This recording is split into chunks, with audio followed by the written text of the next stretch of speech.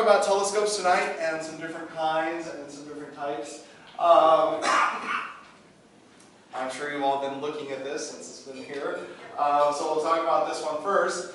If you notice, this telescope in the front has a lens. So there's an actual lens here. And this is called the Schmidt lens. We'll talk about that a little bit more in a moment. And then if you look at the back of the telescopes, we're looking at this part back here. If you look, you can see there's a mirror inside of there. So this uses both mirrors and lenses. And then that mirror reflects back to another mirror that happens to be right here where I'm touching right now. And then it comes out to the eyepiece. So if you think about how the light works, the light comes in, it hits this first lens, goes back to a mirror here. So it's traveled that distance from when it interacted with the lens to the mirror. Then it bounces off this mirror, the light bounces off the mirror, to the other mirror at the front. And then it bounces off that mirror and goes out through here to the eyepiece.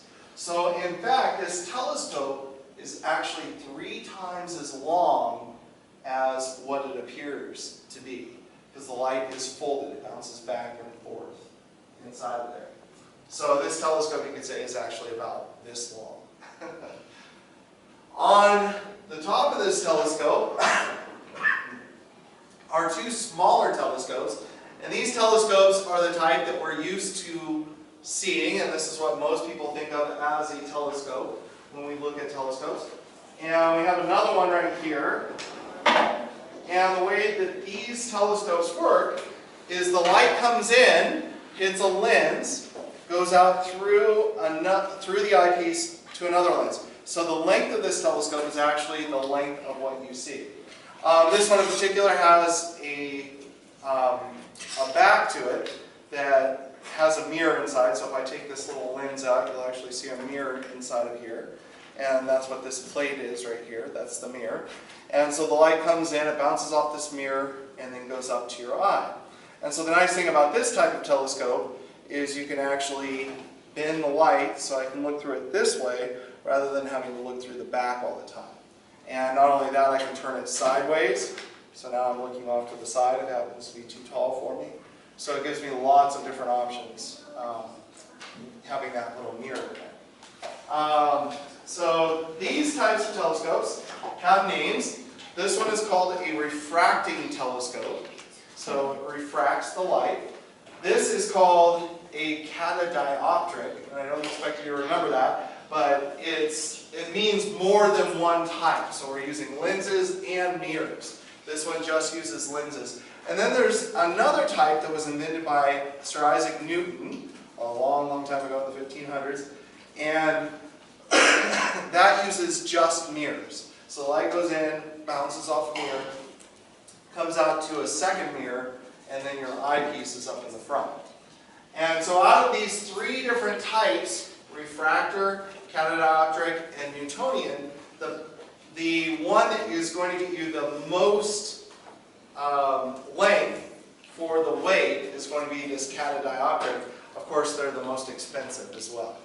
So when you're shopping for telescopes or looking at telescopes or setting up telescopes, these are probably the biggest around, right? The biggest in size. You can see it's quite wide. Biggest price, but also going to be the lightest for moving around. Now, I should say lightest meaning weight-wise. You can actually get the other ones being lighter, but they're very long and bulky, and moving around is not easy. If you look at these refractors, they really don't get very big across. And the reason why is because the lenses can only be made so big. So if you go up to Mount Wilson Observatory, you look up there, they have a 60-inch mirror, they have a 100-inch mirror. You go to the largest piece of glass mirror, and that's the 1-meter telescope that's out at Yerkes, which is in Wisconsin. And they built one that was supposed to be bigger. They set everything up, had it all built, all the pieces and everything, and that was in Russia. Unfortunately, they couldn't get the glass to stay. It would actually break every time they put the glass into it. So there is a limit to the size you can get.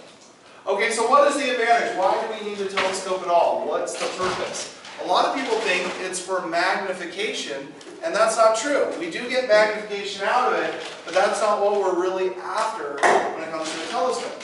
What we're after is actually the diameter of the telescope. Think of it like an eyeball. Your pupil is about 1 centimeter across, okay? So that's your pupil. You're going to catch a certain amount of light in your pupil. As soon as you look through this telescope, you can say, oh, my pupil now is 2 inches across. This one's about 3 inches across, and this one is 10 inches across. So you can have a 10-inch eyeball, and that allows you to see fainter and fainter light. And so what you want to do is you want to have as big of a telescope as you can in diameter, because it's going to capture more light.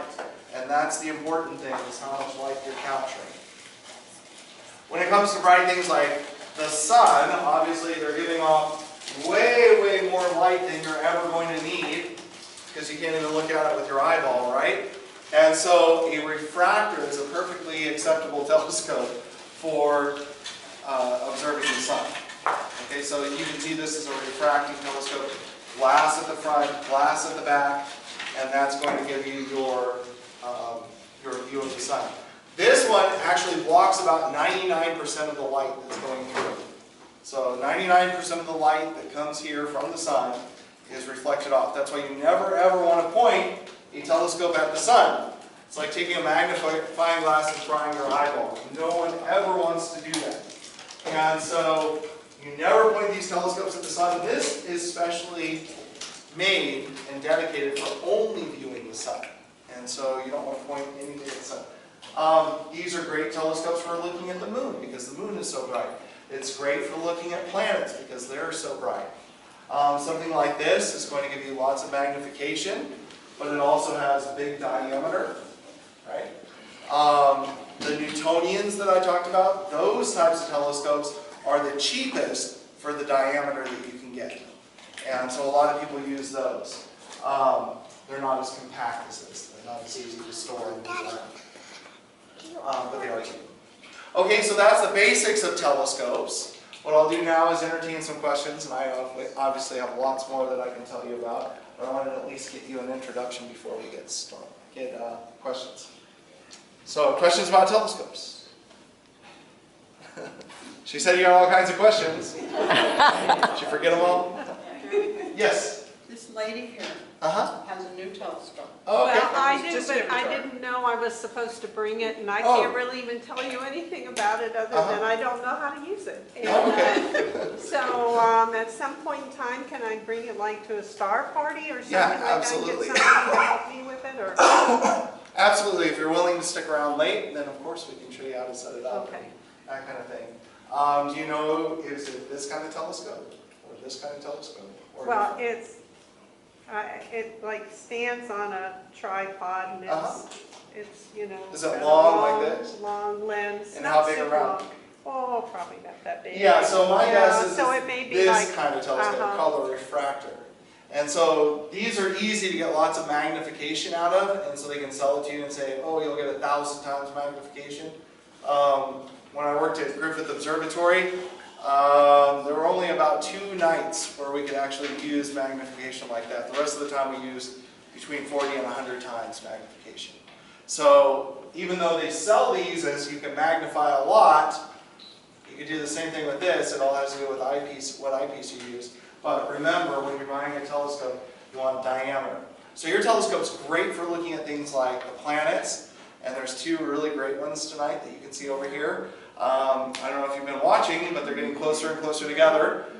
Jupiter is way out on the far side of the sun, and we're going around the sun, so it's lining up with Venus, and Venus is coming in between us and the sun right now. And so if you take your telescope, you point it at Venus, you'll actually see it as a crescent right now, because it's going in between us and the sun.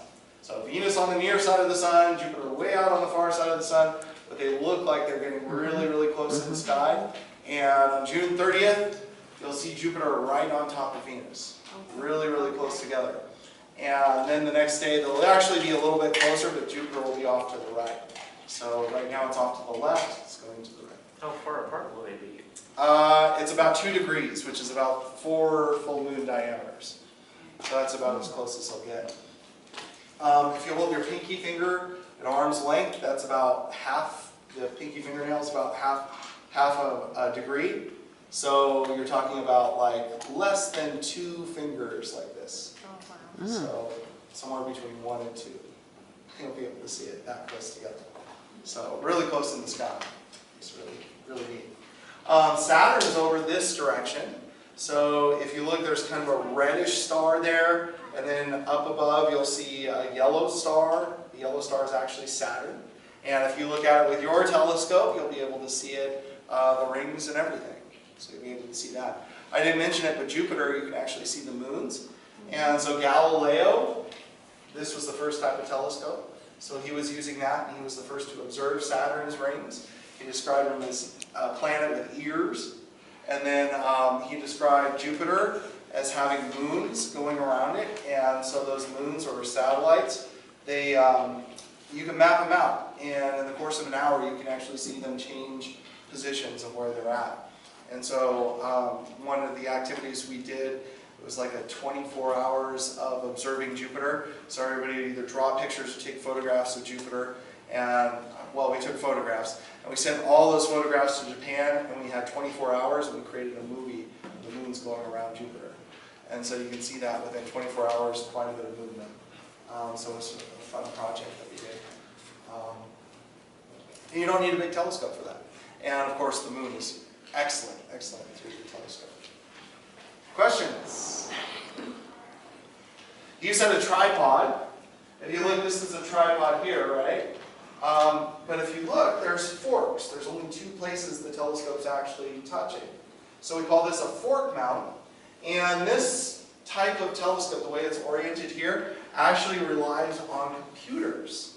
And the reason why is because if the North Star is there, and the Earth is turning around underneath the North Star, then there's an angle there. And if you notice, there's no angle on this telescope. It's just straight up and down. So this would be perfect if it was at the North Pole. It would be polar, polar line. We wouldn't have to worry about it. But a lot of times you'll see these telescopes will have wedges that are tilted over towards the North Star. So if you tilt this wedge towards the North Star, then what will happen is it only has to move one direction. And so a lot of clock drives can keep up. Or you have even some fancy old telescopes that use counterweights, and they pull and they move the telescope around. Lots of clock drives and gears and things like that. But this has 2 motions that it has to do. Because this is the motion of the sky, it actually has to, if it's pointed at this object, it has to move over and down, or in the case of some object over here, over and up, over and up, over and up, as it goes across. So it has 2 motions that it has to keep track of, and it does that by computer. It knows how far north you are on the Earth, so it gets that information, and then it's able to track the stars that way with 2 different motions, moving up or down, and then left and right. So that's the orientation of this telescope. There are other types of telescopes. You'll have counterweights on one side and the telescope on the other. And again, they point at the North Star. There's a pivot point, so they tilt the whole thing towards the North Star, and then it spins around. So this one's called a fork mount. The one I'm describing now is called a German equatorial mount. And so for that, you want to make sure everything's balanced. And so if you go up to Mount Wilson Observatory, they have a telescope there, and it's actually floating on Mercury. But you can move it with just your hands. And the reason why, even though it's tons heavy, you can move it around because it's very well balanced. And so that's a key to these big telescopes, is getting them well balanced. Yeah? What is that thing on the... Which part? Come up and point. Come on up. Kids usually aren't shy. That thing. That right here. So this is a computer telescope, right? Computer-controlled telescope. So this is the computer controls. And so you don't need that big of a brain. In fact, if we unplug this and we take and send it off to the company, they can send us another one and plug that in, and we have a different computer that does the same thing. So you can upgrade just by changing. You can upgrade onto your laptop or computer. Yeah, you can also plug this into your computer, so there's all different kinds of ways to control it. And so you can actually, like we use the iPads to look at the sky and find different objects. We can do the same thing on a computer, just say point here, the telescope will You move. can upgrade the controls. Yeah, so the big deal is this telescope is computer controlled, so there's little arrows here. I can move the telescope that way. For it to track, it actually requires that I put in 2 stars. So it says, hey, I think this star is over here. Can you center it and tell me that it's pointed there? And so I center it, point it there, and say, okay, there's stars there. And then it'll go to another star and say, okay, based on what you said, I think this is where this other star should be. And you go, no, it's actually right here. And then from that, the computer knows the rest of the sky. So it gets its coordinates from 2 stars. More fancy telescopes, you'll actually take a series and it'll build up night after night, because there's things called periodic error control.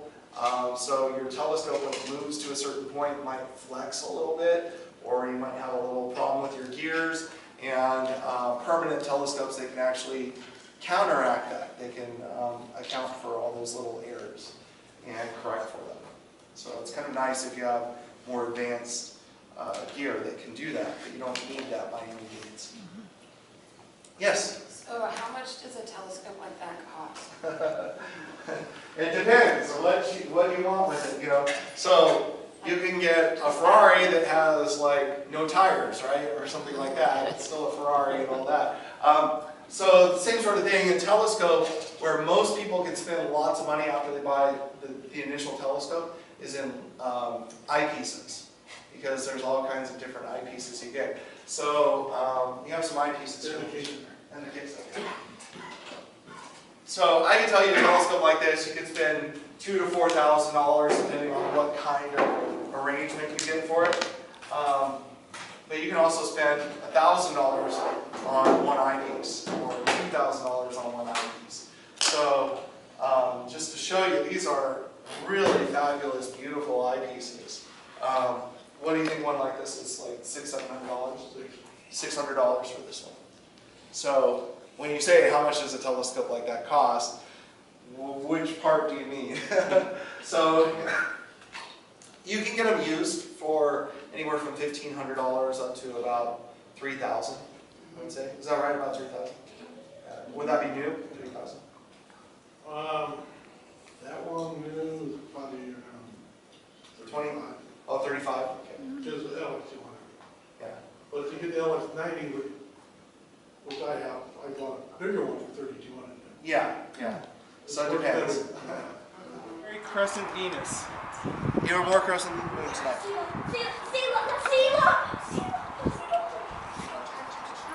I'll have a live feed video. So we'll look up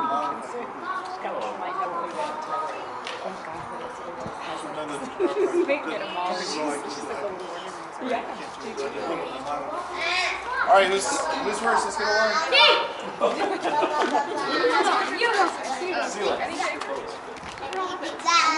Take a look.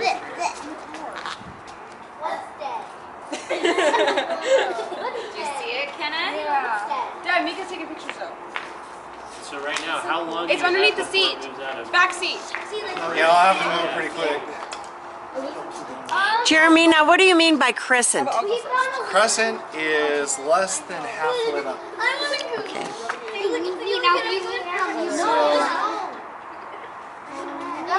The word itself means to grow. And so either the shadow's growing or the lit up side is growing. In this case, the shadow's growing. Okay, take a look. You don't look yet? Oh wait, oh my gosh, wait, that's that little dot? That's Venus. Yep. You ready? Gibbous means hunchback. So if you look at the shape, the lung on that side is like a long ball. That's so cool! Oh my god. That's so cool. So let me make sure it's centered for you. Oh, hold on, you can't see it yet. Here we can Move it down. So cool. we can lift you up too. Yeah, I'll just move it down. So cool. You need to. You're my dad right Look now. up through there. Flopper. Remember not to move the telescope. Oh my god. Yeah, you see the thing that looks like a crescent moon? That's Venus. If you try to call That's Venus. It's not the moon. We're pointing over there, not there. magnify bodies. So Venus is on. What happened to JJ's head? Oh.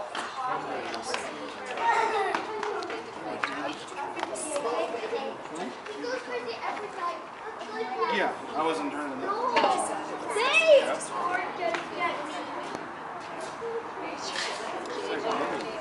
It sure does. Hundreds of millions of stars. So the only logical conclusion is it must be between us and the sun.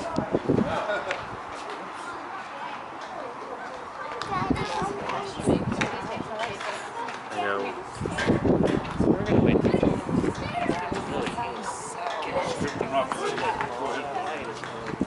You need to recenter it.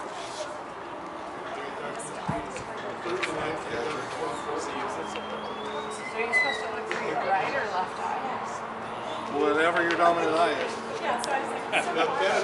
So the way you do it is you go like this. You pick something off in the distance, block it out with your finger, and blink your eyes back and forth. The one that is actually blocking it out, that's your dominant eye. It's also... So I go like this, blink, it's definitely my right eye.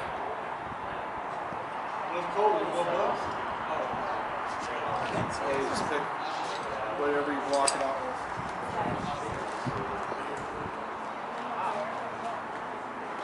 Oh. Do I need to recenter it?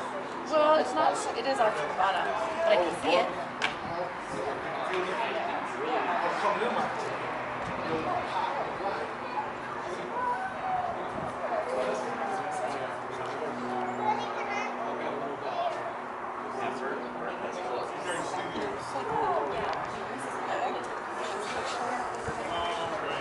I have some. That's Venus. That's The Venus. moon's over there.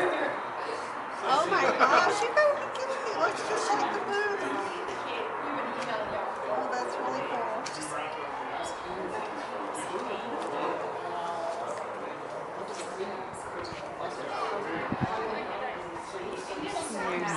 Are you gonna take a look?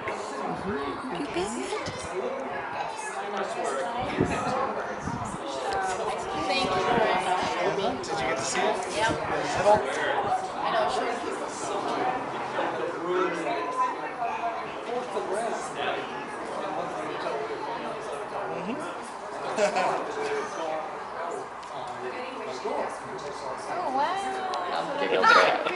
Butts off.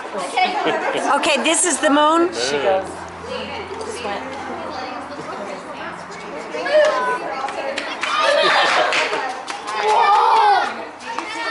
You can actually see the bumps on it.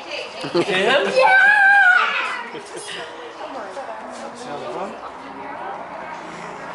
Oh wow, that's cool. Let me see. Whoa!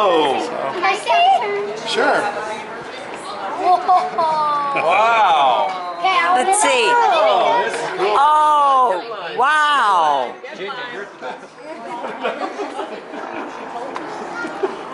Whoa, that is That is neat. That is really neat. Okay. So I have 3, 5, 7, and 9. You know, there's really? And then the nieces come, and then I have 11 and 12, or 11 and 13 as well. Oh no. Did you see it? Oh, So it's going out of. Is it? Yeah.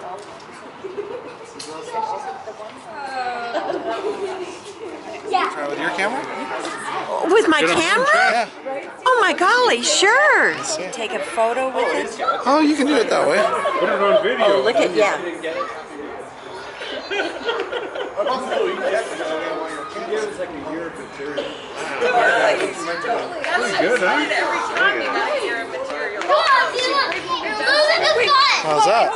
Wow, that is unbelievable. Thank you very much. We learned a lot. Good. Yeah, we did. Did you get a video of it? Yeah. She got a video. Yes, that's awesome. Yep. Yep. Wow. Man. J-Boy.